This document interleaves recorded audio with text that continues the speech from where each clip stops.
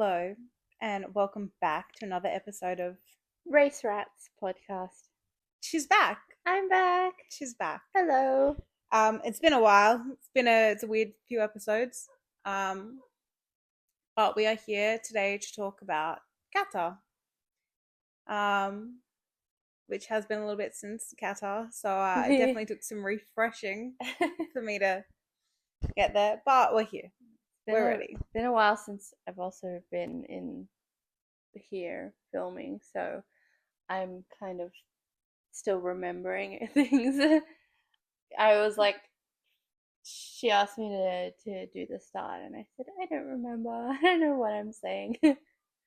But yeah, just bear with me. We're back. So Qatar was a sprint weekend, the final sprint weekend of the calendar, because the second last race of the calendar. I'm gonna start today with also Qatar being the start of the George Russell Max Verstappen beef, which we will get into a bit later. But this is now possibly the funniest thing to come out of this season, for me at least. Starting with the sprint, starting with FP1, because there was only one free practice this time, being a sprint weekend. We had top three. Nothing really happened during FP1, I'll be honest. But top three at the end of the session were Piastri, Norris, and Leclerc.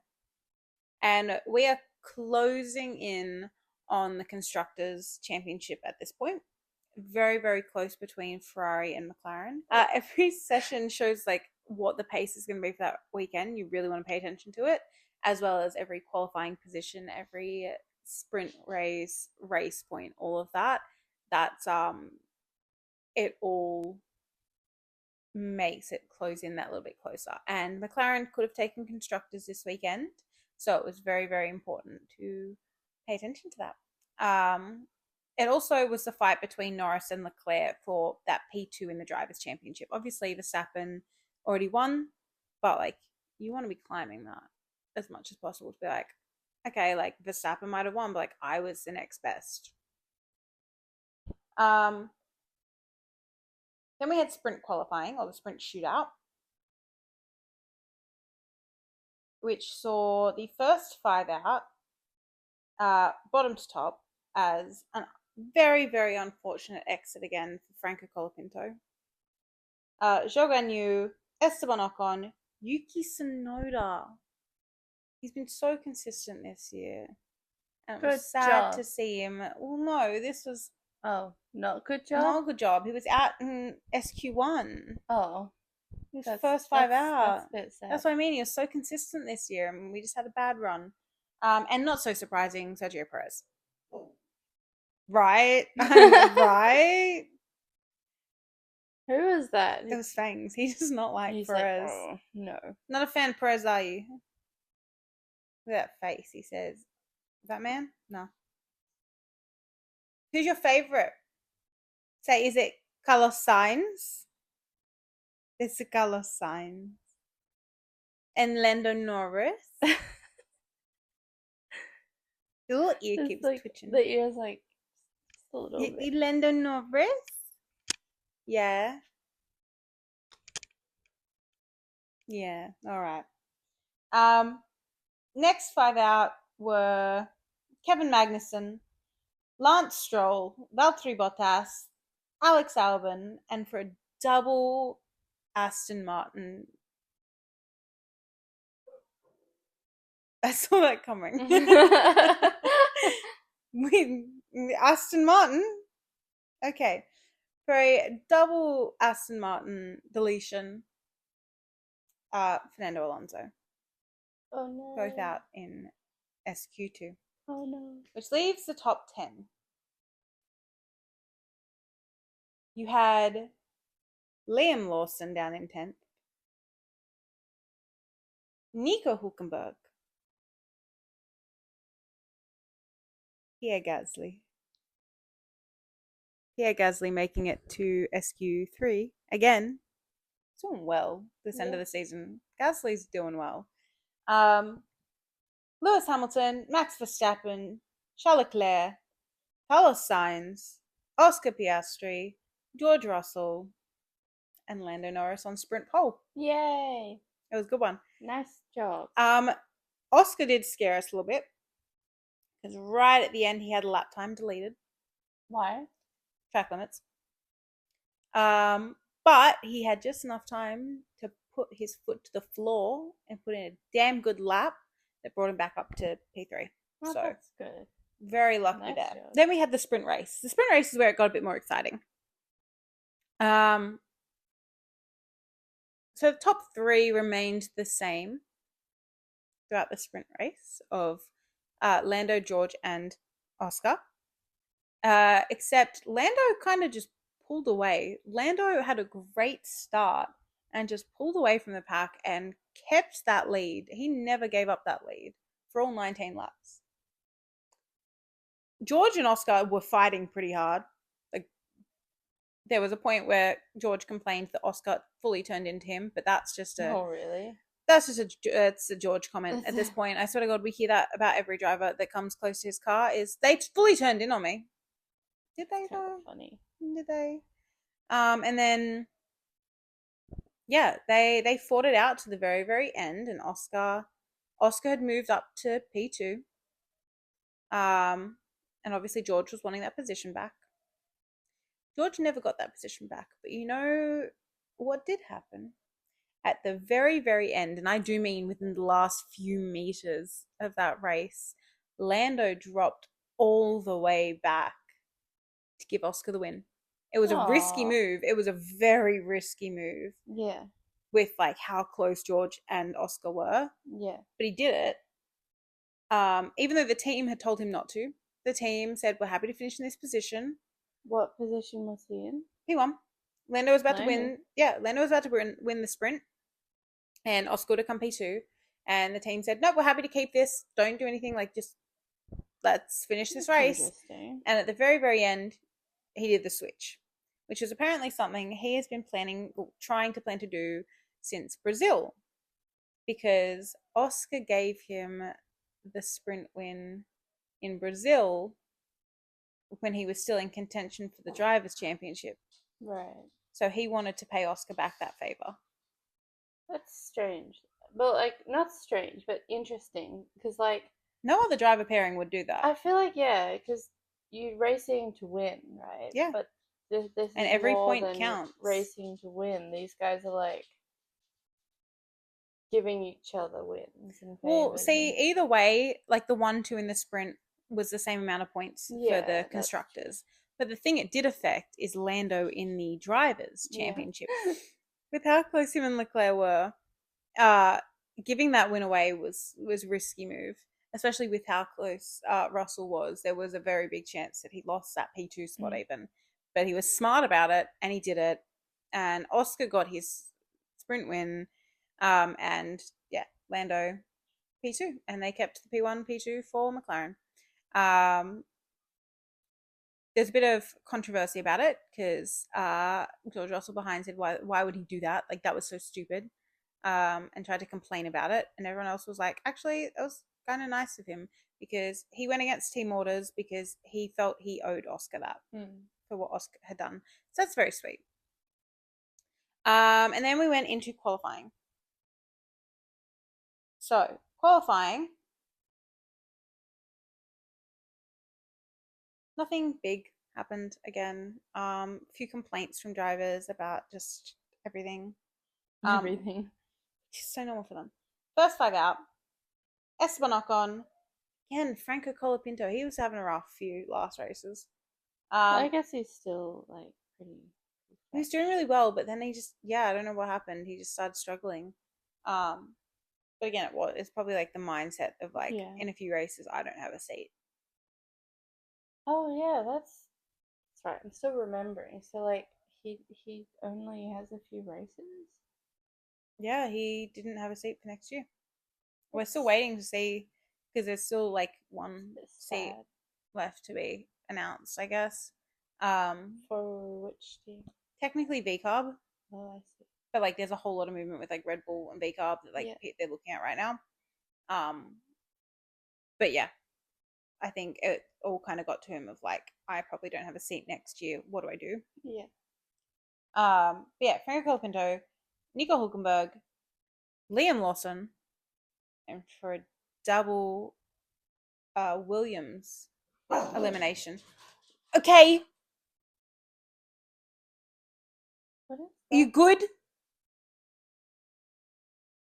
You don't like a double Williams elimination? Either do I. I thought. Yeah, for a double Williams elimination, Alex Albon was the last one out. Next five out: Lance Stroll, Yuki Tsunoda, Valtteri Bottas, Zhou Yu. Can we just talk about both Saubers making it into Q2 this week? Interesting. Very good. Very interesting. And the last one eliminated, breaking my heart, Pierre Gasly. Starting P11.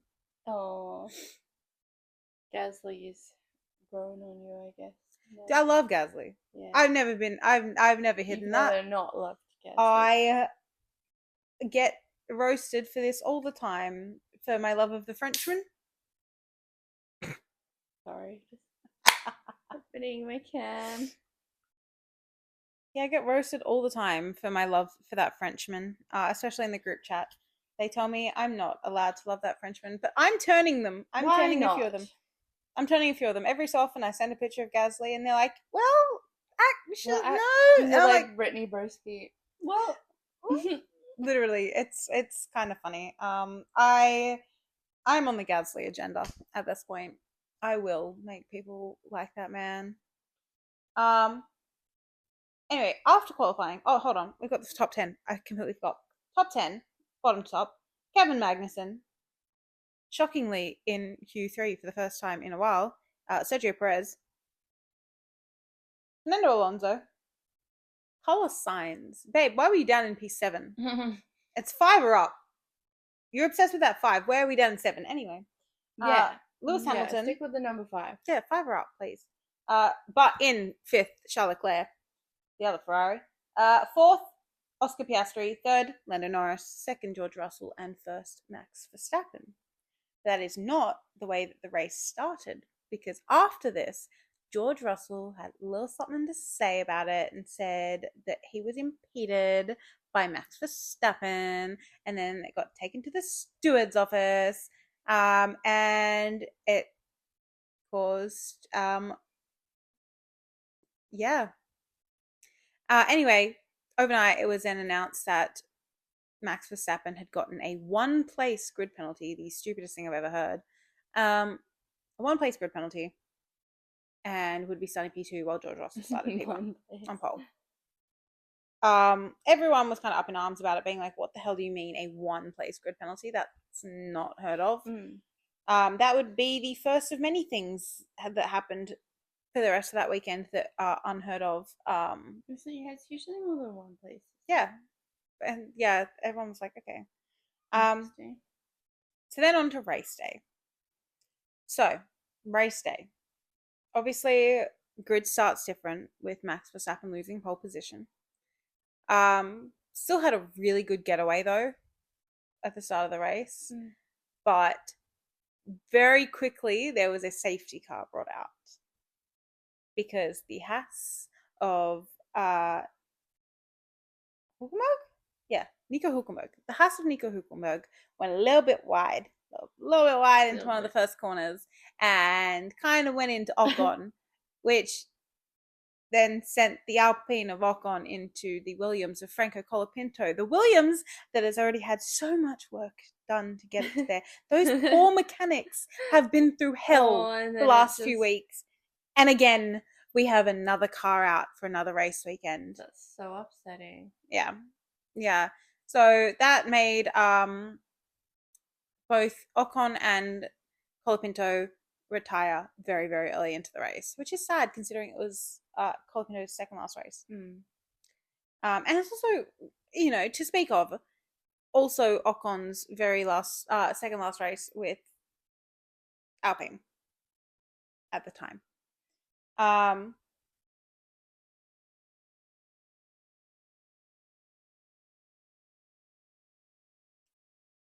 bit further forward, Albon also suffered a bit of a spin after contact with Lance Stroll. Uh-oh. What? How? What happened there? Just with all the The cars and the carnage, stuff. yeah. Just stuff going on. Just kind of, yeah, it happened. While all this happened, though, people like talking about how Perez made it from 9th to 7th in all of this. Yuki Tsunoda made it from P14 to P10. I think that's more impressive. Wow. Let's talk about that. About lap 5, the safety car got to come back in. And pretty soon after that, Liam Lawson had a spin. Don't ask how, just did. Just for the fun of it. Just felt like Ballerina Lawson. Yeah, I just wanted to have a little spinny spin. It was then noted that Fernando Alonso had rejoined the track unsafely after, I guess, having to go wide to avoid an incident. So this is where like the stewards start. Like this is where it all starts. Next one noted was a potential false start by Lewis Hamilton on his second last race with Mercedes. Like, yeah, he jumped the start. Just a bit too keen. And people got a little bit up in arms about this because he did end up getting a penalty for this. People got a little bit up in arms about this, being like, oh, but earlier in the season, Lando jumped the start and got no penalty. When you actually look at the side by side of the two, Lando never left the box. Lando immediately put his foot on the brakes. Like, he actually hadn't moved. Whereas Hamilton kept rolling forward. He never actually stopped. He just kept it rolling. That is the difference. That's what got him the penalty versus Norris, who didn't actually go past that line. He, like, foot to the brakes like that. That was it. Done.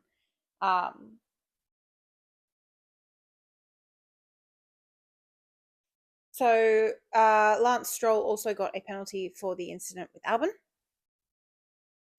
but he was noted to serve that right as he was coming into the pits to retire the car anyway, because apparently there was a little bit more damage than they thought. So around midway through the race, I want to say, maybe, I know it'd be under midway, there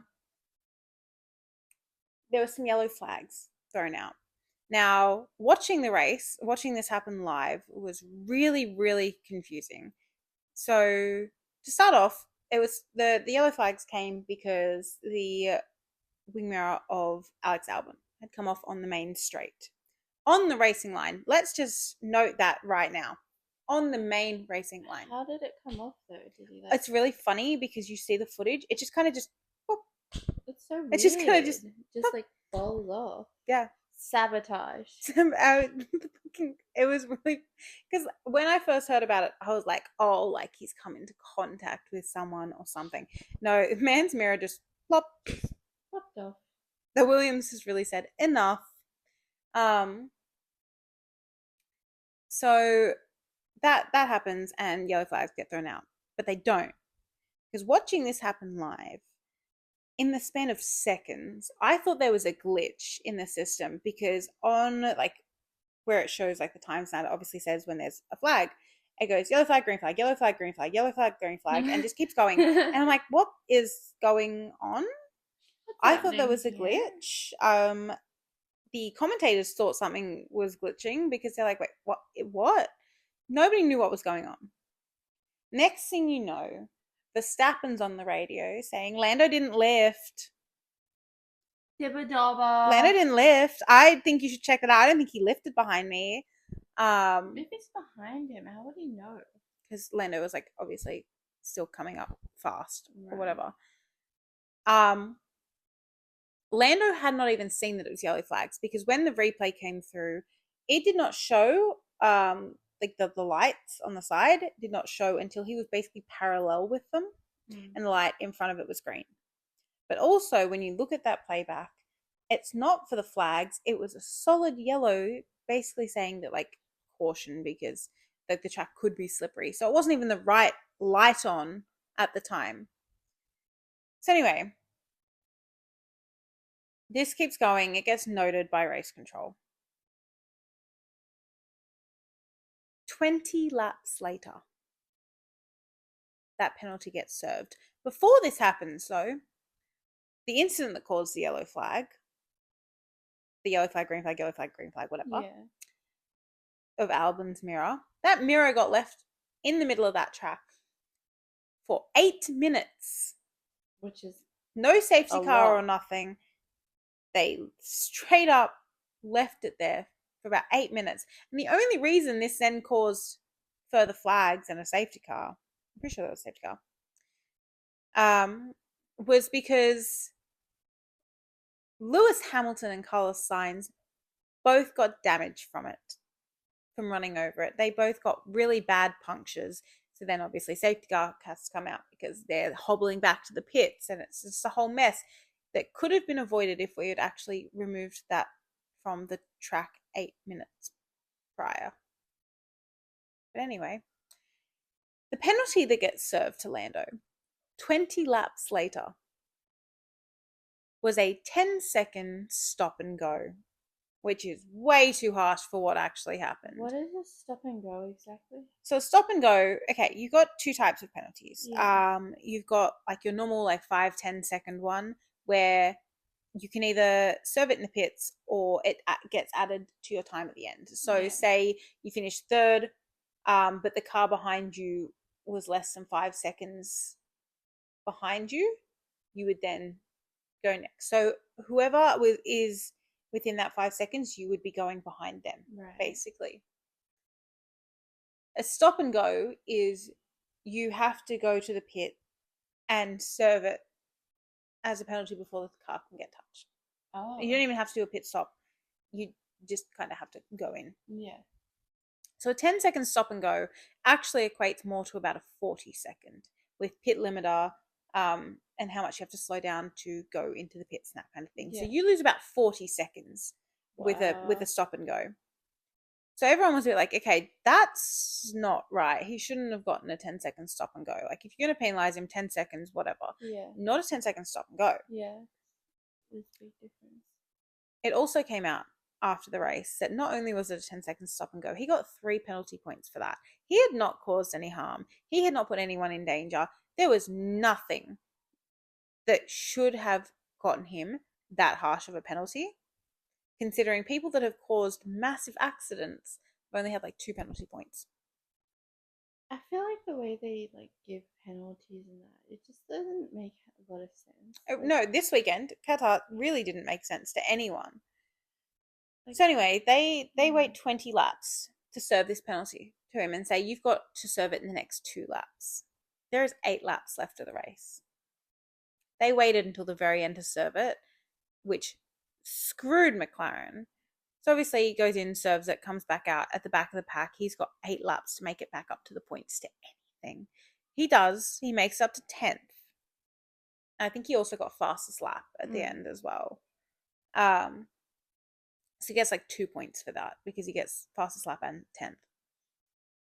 But why did we wait 20 laps to serve him with that penalty, to hit him with that penalty? Come on. You did not take that long to deliberate. You waited until the end. Yeah. So it's kind of stupid. But anyway, top 10 drivers for race day were, in the points, Lando Norris, Kevin Magnussen, something that made everyone cry with pride, in 8th, Zhou Guanyu. Yay. The first sour points of the season. Oh, really? Yep. Men's doesn't have it. Neither of those boys have salad points. Salad points. Neither of those boys have a seat for next season. Oh, that's quite sad. Yeah. But Zhou went, 2 races left, let's do it. Let's do our darndest.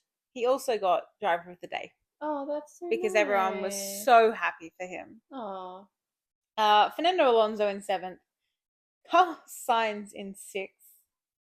Yeah, he didn't get P5. No. But I mean, close. Close. You know who did get P5? Who? Pierre Gasly. P5 Gasly. George Russell in 4th. Oscar Piastri in 3rd. Charles Leclerc in 2nd. And winning Qatar, Max Verstappen. Um, so that's it. That's it for the race. Let's talk about the George Russell and Max Verstappen beef now, because this is the funniest thing that could ever come out of this. So after qualifying, and George Russell's little tanty about I was impeded by Verstappen.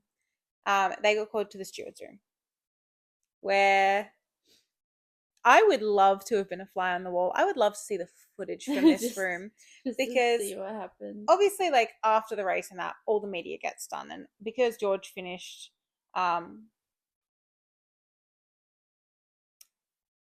third, fourth.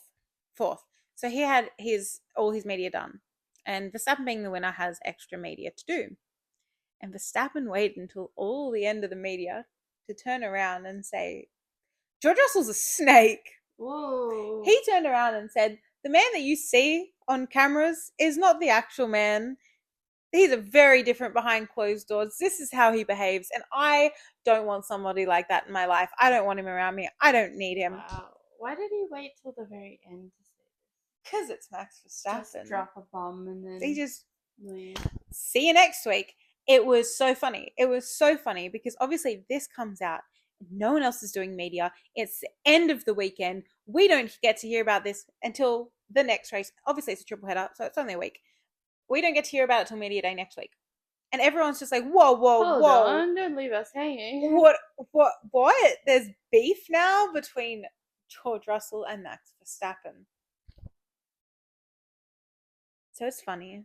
And I guess that we'll talk about the rest of the beef in the next episode, where it all comes to a head. Yeah, it unfolds. Yeah, literally. Other than that, we've got nothing else to talk about for Qatar. Gosh. Other than that was quick. Yeah, no. McLaren still in the lead for constructors, but there is about a 21 point difference between them and Ferrari at this point. Wow. So it goes another 21. week, and it will be decided in Abu Dhabi. How many points is usually like won by a team in like an average week? There's no real average because it just depends how well the team's doing in that. So like if you're talking about if you're talking about unfortunately a Sauber, an average week would be no points. Right. If you're talking about McLaren, who have been consistent this year, you just depends where they finish. So or if you're would 21 like be achievable on an average week? Oh yeah. So for winning the race is 25 points. Second is 18. Yeah, okay, yeah. Third, it goes down from there. So basically, going into Abu Dhabi would be a decider of, obviously if Max wins, there's no way Red Bull can make it up to there anyway. Red Bull is basically at this point confirmed P3 in the constructors, same as Mercedes is P4, because nobody below them can get enough points. Like there is hundreds of points difference between P5 and P4. So like Mercedes is known for weeks that they're P4 in the constructors. Red Bull, because of the consistency of one of the drivers, P3. So it is just coming down to Ferrari and McLaren. And it would just be, obviously if Max does well, it doesn't really change anything. It would just be where the McLarens and the Ferraris finish in Abu Dhabi would be. So basically, if McLaren outscores Ferrari, it's cinched. If Ferrari outscores McLaren, they have to outscore them by at least 22 points. It could be wrong. I think it could, I don't know, it could be 24, 25, something like that. It was in the 20 points. If they outscore them by that amount, they get the constructors. So it's come down to the final week to see how we go. Yeah. We shall see. We shall. Anyway, it's been lovely chatting to you all. We'll see you next week for Abu Dhabi. Bye-bye. Do your little thingy. Oh, that's right. You get to do it again. Give me a sec.